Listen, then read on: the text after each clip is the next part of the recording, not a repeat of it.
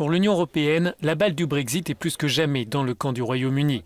Lors d'un débat ce mercredi au Parlement européen, les différents responsables ont partagé leur point de vue au lendemain du rejet de l'accord de retrait voté par les députés britanniques.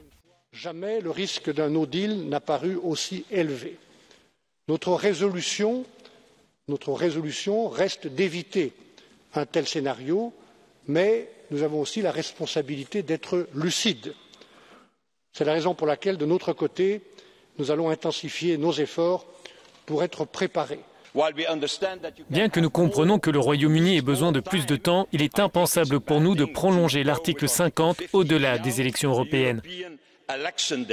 L'ancien dirigeant du UKIP, le Britannique Nigel Farage, lance un avertissement si le Royaume-Uni devait organiser un nouveau référendum sur la sortie de l'Union européenne.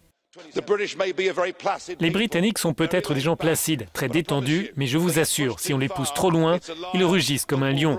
Nous serons encore plus remontés si nous devons faire face à un second référendum et nous le gagnerons avec une plus grande majorité.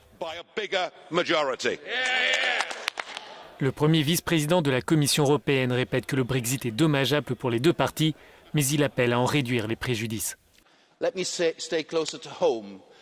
Restons prêts. On ne peut pas toujours avoir ce que l'on veut, mais si l'on essaie, on peut espérer avoir ce dont on a besoin.